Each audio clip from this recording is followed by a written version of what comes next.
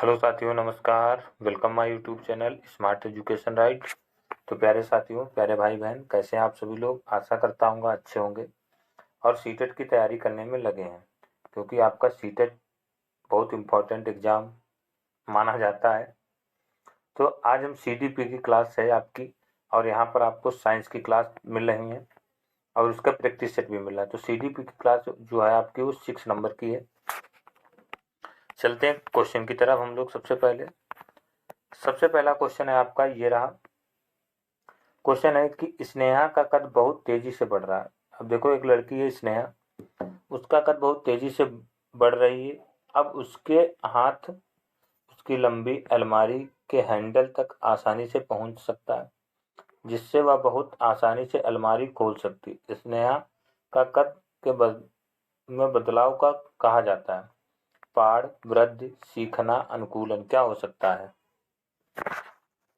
तो भाई देखो, अगर स्नेहा है तो स्नेहा के कद बहुत तेजी से बढ़ रही है।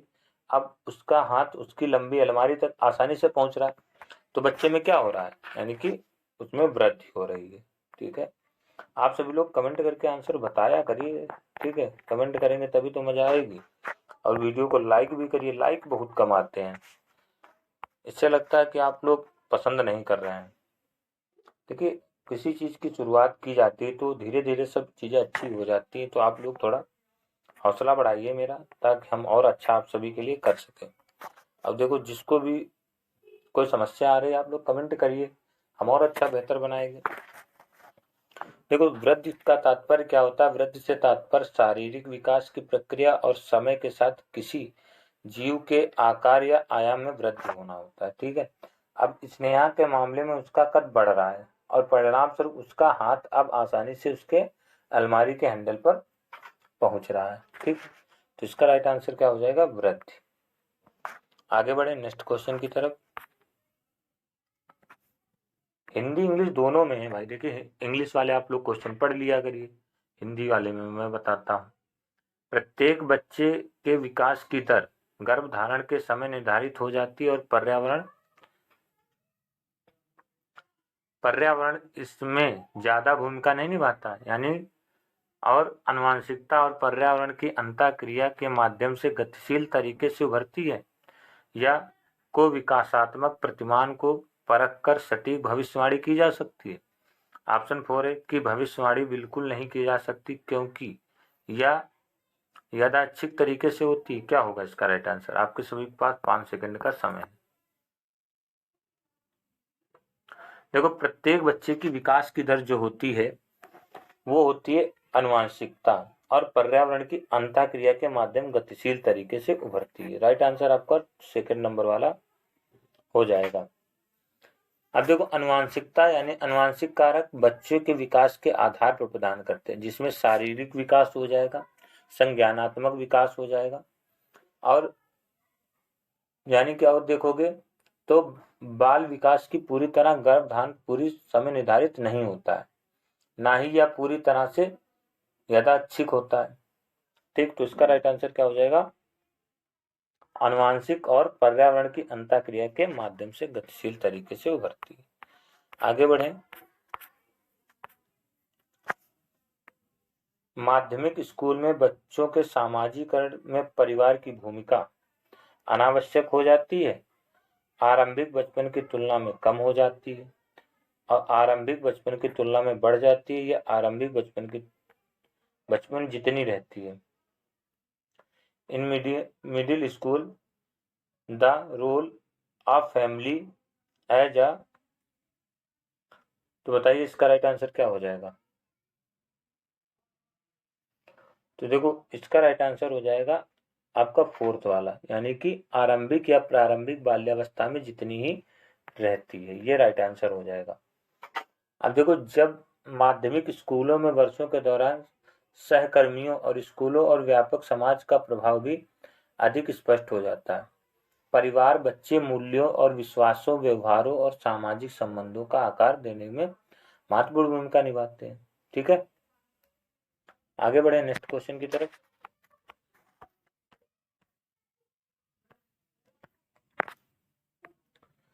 जीन पियाजे के सिद्धांत की एक प्रमुख आलोचना उनके द्वारा दिया गया विचार कि बच्चे सक्रिय प्राणी हैं। अब बच्चे सूचना को निष्क्रिय रूप से ग्रहण करके सीखते हैं। ये सही विकल्प चुने, बताइए क्या हो जाएगा इसका राइट आंसर। बच्चे कैसे सीखते हैं?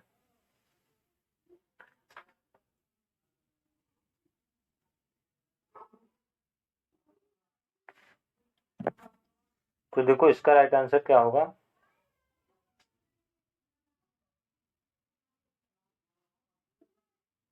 यानी जीन पियाजे के सिद्धांत के एक प्रमुख आलोचना उनके द्वारा दिया गया विचार कि बच्चे सक्रिय प्राणी हैं। सही है, यानी कि बच्चे क्या है, सक्रिय प्राणी हैं। लेकिन आर गलत है। आपका ए सही हो जाएगा लेकिन आर गलत हो जाएगा। जीन पियाजे का संज्ञानात्मक विकास का सिद्धांत। विकासात्मक मनोविज्ञान सबसे प्रभावशाली सिद्धांतों में से एक है जो इस बात पर जोर देता है कि बच्चे जानकारी को निष्क्रिय प्राप्त करता नहीं है बल्कि वे सक्रिय शिक्षार्थी है जो जीवन के बारे में अपनी समझ बनाने के लिए अपने पर्यावरण के साथ अंतःक्रिया करते हैं। ठीक है, आगे बढ़े नेक्स्ट क्वेश्चन की तरफ। 5 नंबर क्वेश्चन है, पियाजे के अनुसार इनमें कौन सा कारक संज्ञानात्मक विकास में महत्वपूर्ण भूमिका निभाता है? बताओ। गतिविधि,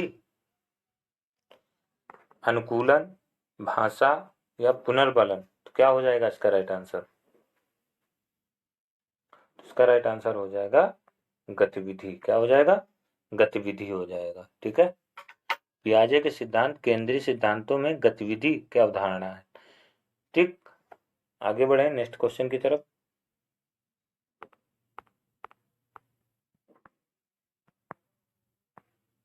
विच ऑफ फॉलोइंग, यानी निम्न में से कौन से युग्म का मिलान सही है? संवेदी चालक अवस्था मूर्त समस्याओं का तर्क, या पूर्व सक्रियात्मक अवस्था प्रतिवर्ती सोच या विकेंद्रीकरण, मूर्त सक्रियात्मक अवस्था वस्तु स्थायित्व या जीववादी सोच, औपचारिक सक्रियात्मक अवस्था या अमूर्त सोच? क्या हो जाएगा राइट आंसर? तो यही इसका राइट आंसर है, 4th नंबर वाला, औपचारिक सक्रियात्मक अवस्था अमूर्त सोच। ठीक है, बाकी आपके क्या हो जाएंगे, सब गलत है। देखिए औपचारिक सक्रियात्मक अवस्था अमूर्त सोच क्या है कि देखो पियाजे जो थे, पियाजे के संज्ञानात्मक विकास के सिद्धांत में औपचारिक सक्रियात्मक अवस्था किशोरावस्था या उसके आगे की विशेषता अमूर्त काल्पनिक रूप से सोचने की क्षमता है। इस अवस्था में जटिल तर्क और संलग्न होने, अमूर्त अवधारणाओं के साथ समस्याओं को हल करके और संभावनाओं को काल्पनिक स्थितियों के बारे में सोचने की क्षमता शामिल होती है। ठीक है, इसलिए इसका राइट आंसर 4th सही हो जाए। आगे बढ़े नेक्स्ट क्वेश्चन की तरफ। 7 नंबर क्वेश्चन है,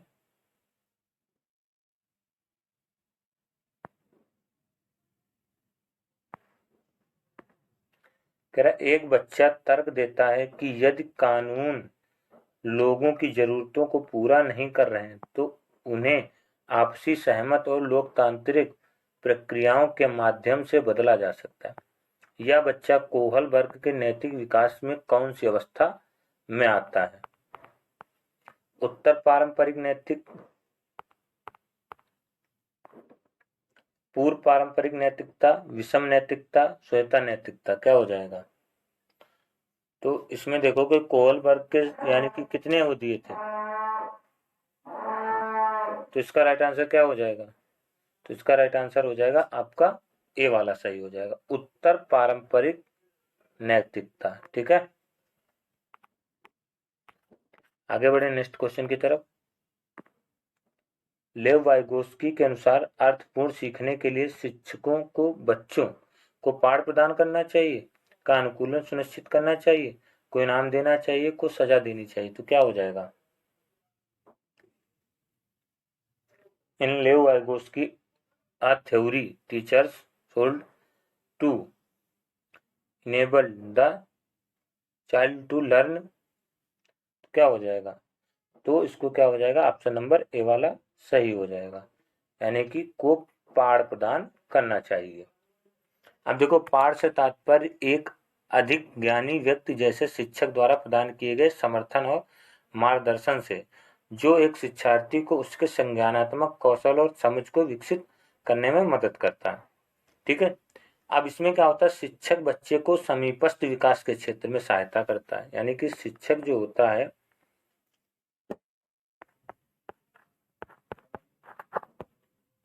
शिक्षक क्या कर देता है, बच्चों को समीपस्थ विकास क्षेत्र में सहायता करता है, जो कि कार्यों की एक श्रृंखला है। पाठ प्रदान करके शिक्षक बच्चों को उनकी समझ के वर्तमान स्तर को से अधिक उन्नत स्तर तक आगे बढ़ने में मदद करता है। ठीक, तो इसीलिए इसको क्या राइट आंसर हो जाएगा, ऑप्शन नंबर ए वाला सही हो जाएगा। आगे बढ़े नेक्स्ट क्वेश्चन की तरफ। 9 नंबर, प्रगतिशील कक्षा की विशेषता है कि शिक्षार्थी निष्क्रिय रूप से ज्ञान प्राप्त करता है। ये तो बिल्कुल ही गलत हो जाएगा। शिक्षार्थी ज्ञान का निर्माण करता है, या शिक्षार्थी रटकर स्मृति के माध्यम से ज्ञान को ग्रहण करता है, या शिक्षार्थी अधिकतर अनुकरण करके सीखता है। देखो ये भी आपका गलत हो जाएगा, दो तो गलत हो गए। अब आपका बचा है सेकंड और फोर्थ, तो बताइए इसका राइट आंसर क्या होगा। तो इसमें देखोगे ये भी आपका नहीं हो जाएगा, तो ये राइट आंसर आपका हो जाएगा सेकंड वाले, शिक्षार्थी ज्ञान का निर्माण करता है। यानी एक प्रगतिशील कक्षा का तात्पर्य ऐसे शैक्षिक वातावरण से होता है जो प्रगतिशील शिक्षा के सिद्धांतों का पालन करता है। ठीक है, जो विद्यार्थी केंद्रित, अनुभवात्मक और समग्र शिक्षा पर बल देता है। अब देखो, सक्रिय होना, अनुभवात्मक शिक्षा पर बल दिया जाता है। गतिविधियों, आलोचनात्मक चिंतन, समस्या समाधान, सहयोग के माध्यम से अपनी समझ बनाने के लिए प्रोत्साहित किया जाता है। ठीक है, तो इसका राइट आंसर फोर्थ सेकंड वाला हो जाएगा। आगे बढ़े प्यारे साथियों।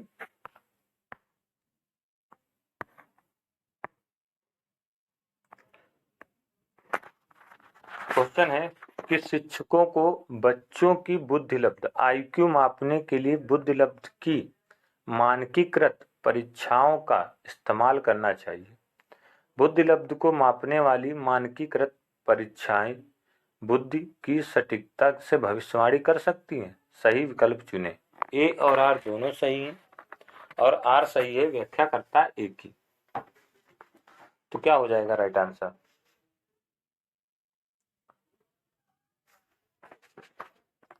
ए और आर दोनों सही हैं, लेकिन आर सही है, व्याख्या करता है एक ही। या ए सही है लेकिन आर गलत है। ए और आर दोनों गलत है। देखो, शिक्षकों को बच्चों की बुद्धिलब्ध IQ मापने के लिए बुद्धिलब्ध मानकीकृत परीक्षाओं का इस्तेमाल करना चाहिए। नहीं, गलत है। बुद्धि को मापने वाली मानकीकृत परीक्षाएं बुद्धि की सटीकता की भविष्यवाणी कर सकती हैं? नहीं कर सकती हैं। ठीक है, तो इसीलिए इसका राइट आंसर क्या हो जाएगा, ए और आर दोनों गलत हो जाएंगे।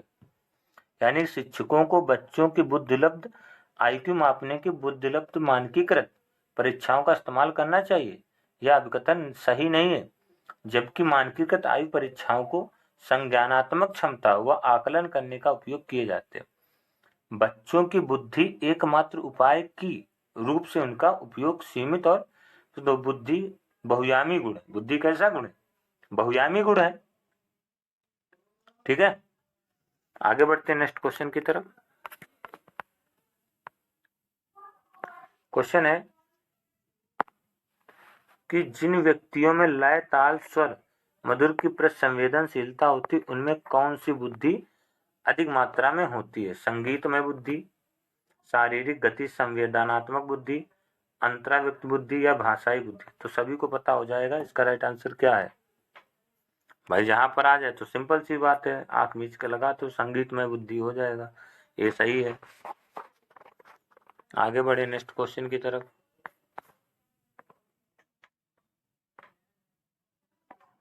सामाजिक रचनात्मक परिप्रेक्ष्य के अनुसार भाषा सामाजिक पारंपरिक क्रियाओं के मौके प्रदान करके अधिगम को सुरक्षित बनाती है, या चिंतन पर रोक लगाकर अधिगम प्रक्रिया में एक बाधक बनाती है? अधिगम की प्रक्रिया निरर्थक है, या अधिगम की प्रक्रियाओं का अवरोध करती है?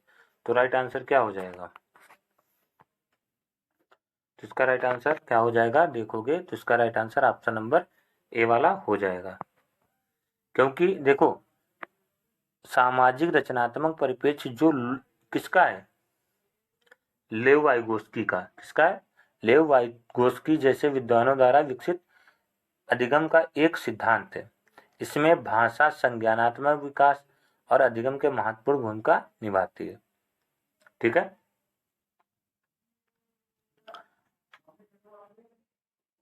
आगे बढ़े नेक्स्ट क्वेश्चन की तरफ। क्वेश्चन नंबर 13, समाज की सांस्कृतिक पुरुषों की महिलाओं की भूमिका निर्धारित करती है, क्या मतलब है। जेंडर एक जैविक संरचना है, जेंडर एक सामाजिक संरचना है, जेंडर आनुवंशिक कारकों से तय होता है, या जेंडर ना तो जैविक है और ना ही सामाजिक है।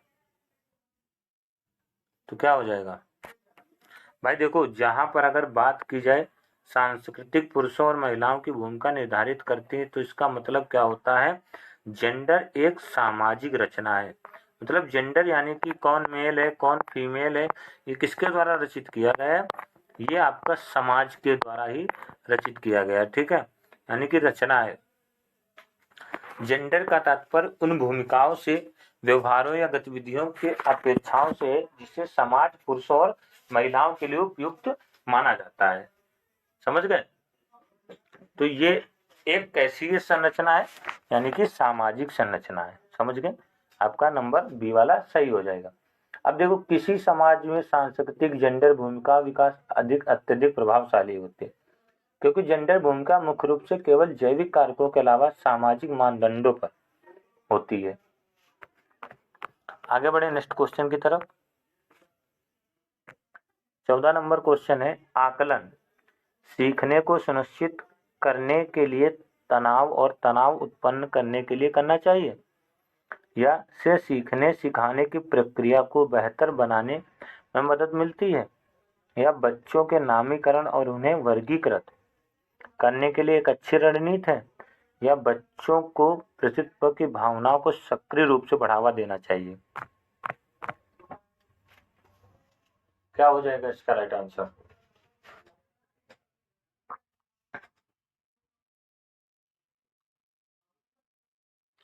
तो इसका राइट आंसर क्या होगा, कमेंट करिए।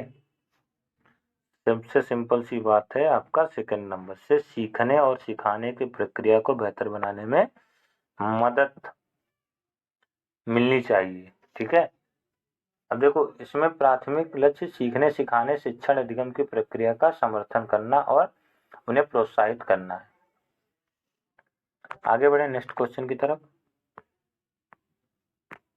सतत और व्यापक मूल्यांकन को सुनिश्चित करने के लिए शिक्षकों को चाहिए कि वे योगात्मक मूल्यांकन का प्रयोग करें, रचनात्मक मूल्यांकन का प्रयोग करें, या केवल शैक्षिक पहलुओं पर ध्यान दें, या केवल पेपर पेंसिल वस्तुनिष्ठ प्रकार के परीक्षण का उपयोग करें। तो क्या हो जाएगा इसका राइट आंसर।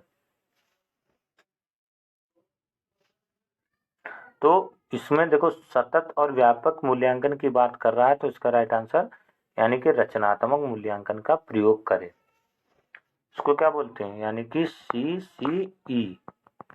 CCE आकलन पागम है, जिसकी प्रक्रिया में के दौरान विद्यार्थी प्रगत समझ सतत आकलन शामिल होता है। ये रचनात्मक आकलन और योगात्मक आकलन दोनों शामिल होते हैं। ठीक है, आगे बढ़े नेक्स्ट क्वेश्चन की तरफ। समावेशन, समावेशन के बारे में कौन सा कथन सही नहीं है। तो समावेशन के बारे में कौन सा कथन सही नहीं बताइए।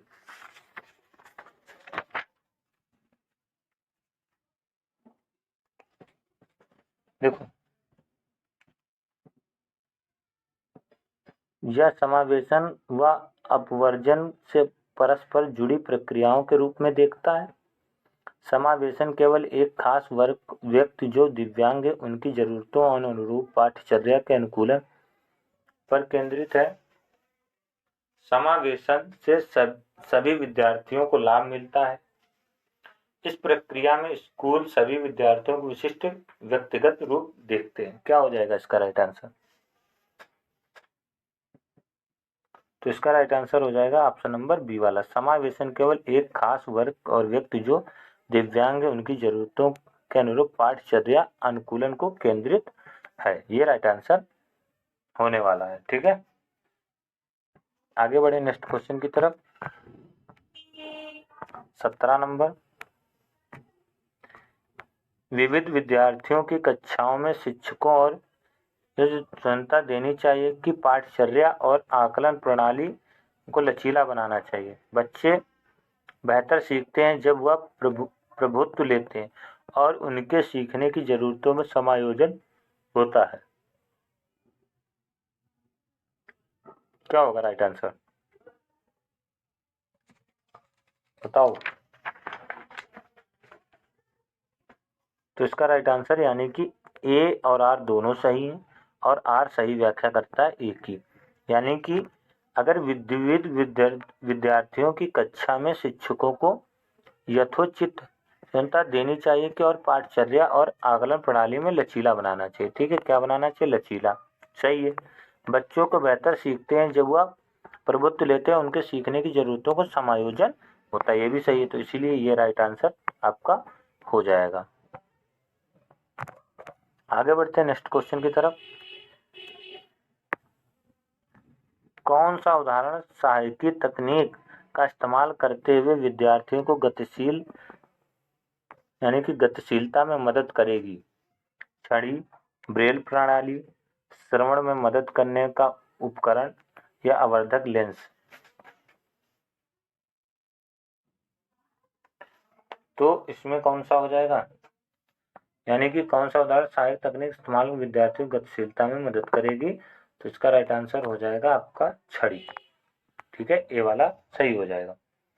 देखो, सहायक तकनीक जैसे बात करें तो सॉफ्टवेयर हो गए, संदर्भित करती जो दिव्यांग व्यक्तियों को विशिष्ट चुनौतियों वाले कार्य करने के लिए क्षमताओं को बढ़ाने या उनके जीवन की गुणवत्ता सुधार करने में मदद करने में निर्मित किए गए।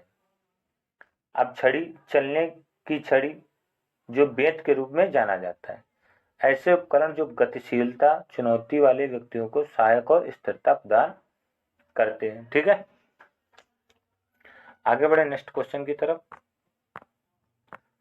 19 नंबर क्वेश्चन है,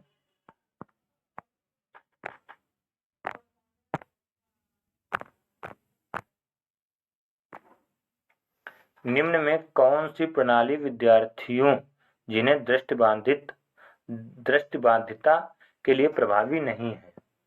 किसके लिए प्रभावी नहीं है? दृष्टिबाधिता के लिए प्रभावी।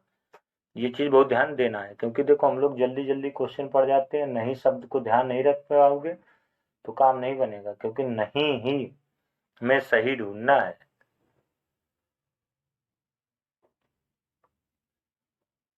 बताइए, कक्षा में कम प्रतिबंधात्मक वातावरण सुनिश्चित करना, कक्षा में गैर जरूरी बाधाओं को हटाना, संरचनाओं को विविध तरीकों से प्रस्तुत करना, या विद्यार्थियों के पृथकीकरण को ध्यान में रखकर उन्हें हरदम अलग बिठाना? क्या हो जाएगा राइट आंसर?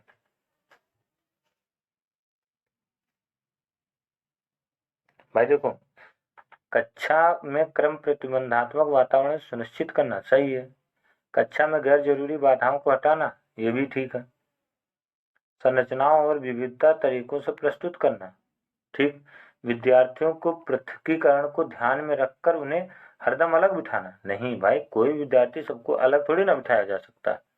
ठीक है, तो यही आपका राइट आंसर हो जाएगा।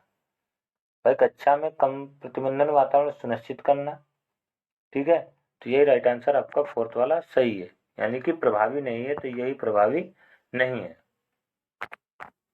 आगे बढ़े नेक्स्ट क्वेश्चन की तरफ। रचनात्मक क्या है?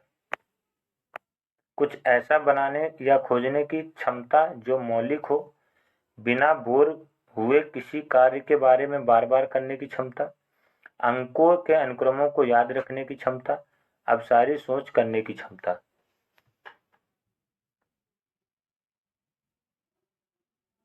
तो इसका राइट आंसर हो जाएगा कुछ ऐसा बनाने या खोजने की क्षमता जो कैसी होनी चाहिए, मौलिक है, वही रचनात्मक है आपका। आगे बढ़े नेक्स्ट क्वेश्चन की तरफ।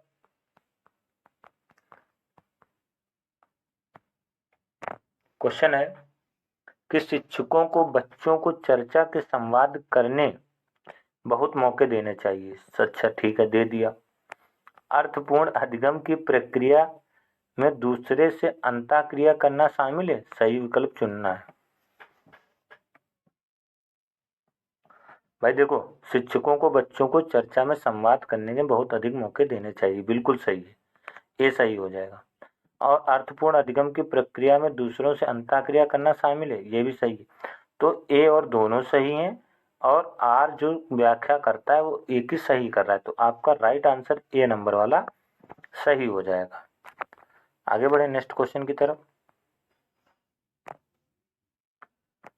शिक्षार्थी केंद्रित दृष्टिकोण में क्या शामिल है? शिक्षार्थी केंद्रित दृष्टिकोण में क्या शामिल है?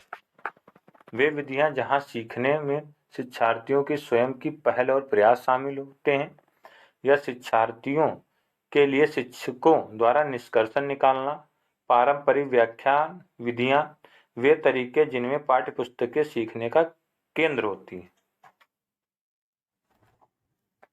क्या हो जाएगा right answer?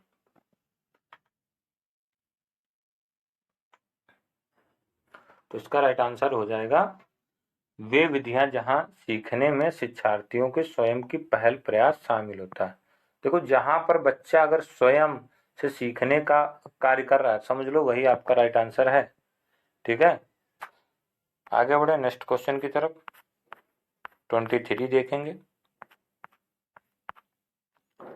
Teacher should promote, यानी शिक्षकों को इस विश्वास को बढ़ावा देना चाहिए कि अधिगम एक सक्रिय प्रक्रिया है जिसका एक सामाजिक संदर्भ होता है, या एक सक्रिय प्रक्रिया है परंतु उसका सामाजिक संदर्भ नहीं होता है। एक निष्क्रिय प्रक्रिया है जिसका एक सामाजिक संदर्भ होता है। एक निष्क्रिय प्रक्रिया है परंतु उसका सामाजिक संदर्भ नहीं होता है। क्या हो जाएगा इसका राइट आंसर? तो यह एक सक्रिय प्रक्रिया जिसका एक सामाजिक संदर्भ होता है। Right answer option number A वाला सही है। कौन सा सही है? ए वाला। ठीक है, एक सक्रिय प्रक्रिया जिसका एक सामाजिक संदर्भ होता है। देखो, यहाँ पर अधिगम एक सक्रिय प्रक्रिया के रूप में देखा जाता है, जिसका अर्थ है कि छात्र नई जानकारी के साथ सक्रिय रूप से जुड़कर इसे अपने पूर्व ज्ञान से जोड़कर उसको समर्थन तरीकों से समझकर अपनी समझ का निर्माण करते हैं। ठीक है, अब अधिगम एक सामाजिक संदर्भ भी होता है, क्योंकि साथियों, शिक्षकों और व्यापक समुदाय में के साथ अंतःक्रिया अधिगम की प्रक्रिया में योगदान करती है। और सामाजिक अंतःक्रिया छात्रों को अर्थ पर अंतःक्रिया करने या विचार साझा करने के लिए ज्ञान या सह निर्माण करने में मदद करती है। ठीक, तो इसका राइट आंसर आपका ए वाला सही हो जाएगा। आगे बढ़ते हैं नेक्स्ट क्वेश्चन की तरफ। 24 number question. What should be the, यानी बच्चों को नई अवधारणाओं से परिचित करवाने का क्या क्रम होना चाहिए? अज्ञात से ज्ञात की ओर, उच्च क्रम से निम्न क्रम, अमूर्त से मूर्त, जटिल यानी सरल से जटिल की ओर, किसकी तरफ बढ़ोगे? तो इसका राइट आंसर क्या हो जाएगा? इसका राइट आंसर हो जाएगा सरल से जटिल की ओर। किसकी तरफ बढ़ेंगे? भाई देखो, कोई चीज सरल है, बच्चे को जो है सरल चीजें सिखाई गई पहले, फिर हम लोग कठिन चीजें सिखाते हैं। भाई सरल सरल चीजें पढ़ा दी गई, अब कह दो 1 से 100 तक गिनती याद करवा दो, तो सरल चीजें हैं। या हम लोग छोटा लिखवाने लगते हैं बच्चों को, या अगर सोचो कि हम कहीं डायरेक्ट जा करके कि वह खाता है, वह पढ़ता है, तो इसका ट्रांसलेट इंग्लिश में बताओ, तो क्या हो जाएगा? हम लोग पहले बता पाएगा क्या बच्चा? छोटा नहीं बता सकता। तो इसलिए हम लोग क्या करते हैं, पहले आप सभी लोग किसको सरल चीजें पहले सिखाओगे, जो बच्चा आसानी से समझ सके, उसको हम लोग पहले सिखाएंगे, उसके बाद हम आगे बढ़ेंगे। तो नई अवधारणाओं को परिचित करवाने का क्रम क्या होना चाहिए? सरल से जटिल की ओर। आगे बढ़े नेक्स्ट क्वेश्चन की तरफ।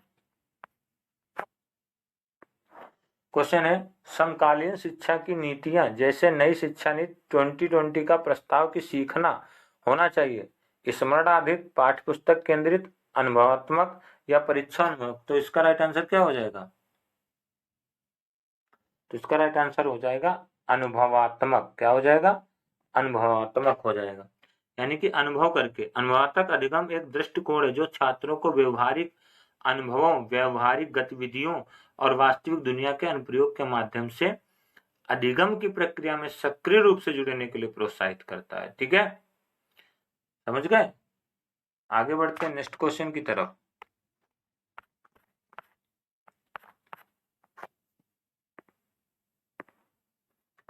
निम्नलिखित में कौन सी एक प्रभावी समस्या का समाधान रणनीति है? अनुरूपी सोच, प्रक्रियात्मक स्थिरता, अपसारी सोच या कलन विधि? क्या हो जाएगा? एक, थर्ड, फोर्थ? तो इसमें बताओ।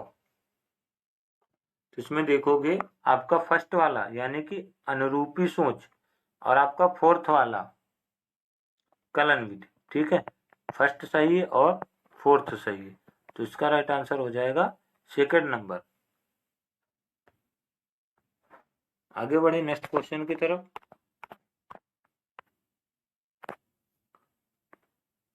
कक्षा में मौलिक रूप से खोज एवं चिंतन को बढ़ावा देना बच्चों को प्रभावी समस्या समाधान कर्ताओं बनाने के लिए प्रेरित करता है। यह सामाजिक रचनात्मक कक्षाओं के निर्माण में अवरोध पैदा करता है, अर्थपूर्ण अधिगम पर नकारात्मक प्रभाव डालता है या समालोचनात्मक चिंतन को बढ़ावा देने से ध्यान हटाता है। आप लोग कमेंट करके आंसर बताएं क्या हो जाएगा। तो इसका राइट आंसर देखोगे कि कक्षा में मौलिक रूप से खोज एवं चिंतन को बढ़ावा देना बच्चों को प्रभावी समस्या समाधान एवं कर्ता बनाने के लिए क्या करना? प्रेरित करना। ठीक है, तो इसका right answer option number A वाला सही हो जाएगा। आगे बढ़े नेक्स्ट क्वेश्चन की तरफ। महारत उन्मुख शिक्षार्थियों की क्या विशेषता है? विफलता का कम डर और क्षमता के दृष्टिकोण, विफलता का कम डर और क्षमता के स्थिर दृष्टिकोण, और विफलता का उच्च भय और क्षमता का वर्धित दृष्टिकोण, विफलता का उच्च भय और क्षमता का स्थिर दृष्टिकोण। क्या हो जाएगा राइट आंसर? तो इसका राइट आंसर देखोगे आपका राइट आंसर ए वाला सही हो जाएगा। विफलता का कम डर और क्षमता का वर्धित दृष्टिकोण होना चाहिए। भाई देखो, विफलता का डर क्या है? जैसे महारत उन्मुख शिक्षार्थी गलती करने या असफल होने से कम डरते हैं क्योंकि वे चुनौतियों को सीखने और विकास के अवसर के रूप में दिखते हैं। वे समझते हैं कि असफलताएं अधिगम की प्रक्रिया का एक स्वाभाविक हिस्सा है। भाई असफलता क्या है? भाई अगर आप लोग अगर पढ़ रहे हैं तो सीटेट पास हो जाएंगे तो अच्छी बात है, अगर आप फेल हो गए या किसी चीज की तो ये स्वाभाविक एक असफलता एक अधिगम की प्रक्रिया का स्वाभाविक हिस्सा है। भाई दो ही चीज तो होंगी, पास या फेल। ठीक है, तो भाई सब लोग पास हो जाओ तो ज्यादा अच्छा है। और क्षमता की वर्धित दृष्टिकोण क्या होता है कि जैसे महारत उन्मुख शिक्षार्थियों का मानना है कि प्रयास, अभ्यास और अधिगम के माध्यम से उनकी क्षमताओं और बुद्धि को विकसित और बेहतर बनाया जा सकता है। वे चुनौतियों को अपने कौशल और ज्ञान को बढ़ाने के एक तरीके रूप में देखते हैं। इसीलिए इसका राइट आंसर क्या है? आपका नंबर ए वाला सही हो जाएगा। आगे बढ़े नेक्स्ट क्वेश्चन की तरफ।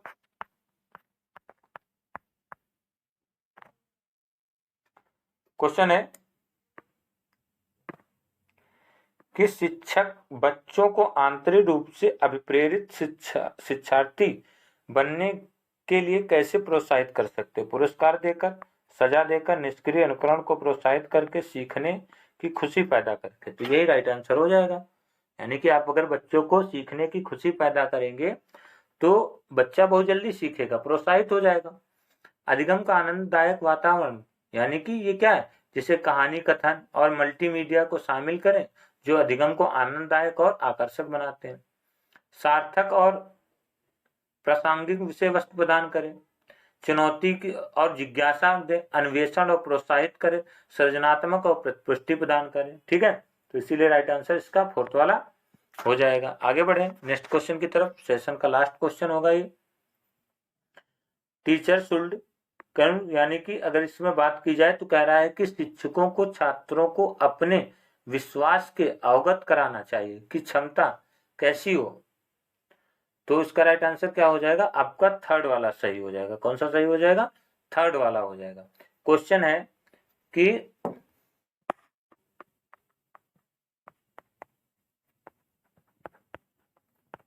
शिक्षकों को छात्रों को अपने विश्वास में अवगत कराना चाहिए कि क्षमता कैसी हो उनकी, तो उनकी वृद्धिशील हो। क्षमता कैसी होनी चाहिए? वृद्धिशील क्षमता होनी चाहिए। तो इसका राइट आंसर आपका थर्ड वाला सही हो जाएगा। ठीक है। छात्रों में विकास का मानसिक को बढ़ावा देने के लिए यह विश्वास व्यक्त करना महत्वपूर्ण क्षमता वृद्धिशील हो। जब शिक्षक यह विश्वास व्यक्त करते हैं तो क्षमता वृद्धिशील है, तो इस पर विचार को बढ़ावा दे रहे कि कौशल हो जाए, बुद्धि और प्रतिभा को समर्पण अभ्यास के साथ समय के साथ विकसित और बेहतर बनाया जा सकता है। ठीक। चुनौतियां, असफलताएं विकास और अधिगम के अवसर हैं। सफलता प्राप्त करने में प्रयास और कड़ी मेहनत प्रमुख कारक है। अधिगम एक गतिशील प्रक्रिया है जिसमें निरंतर सुधार और विकास शामिल है। तो इसीलिए इसका राइट आंसर आपका थर्ड वाला सही हो जाएगा प्यारे साथियों। तो ये थे 30 क्वेश्चन। आपने 30 में से कितने सही किए आप लोग कमेंट करके जरूर बताइए। इसी प्रकार से आपको कल मिलेंगे साइंस की क्लास में। ठीक है। तब तक के लिए जय हिंद, जय भारत, या मैथ की क्लास हो सकती है आपकी। ठीक है। तब तक के लिए जय हिंद, जय भारत साथियों। पढ़ते रहे और हमेशा मुस्कुराते रहे और हमारे चैनल स्मार्ट एजुकेशन राइट के साथ बने रहिए। देखिए आप लोग थोड़ा लाइक करिए और कमेंट करिए, बहुत दिनों से कमेंट नहीं आए। ठीक है। मिलते हैं नेक्स्ट क्लास में।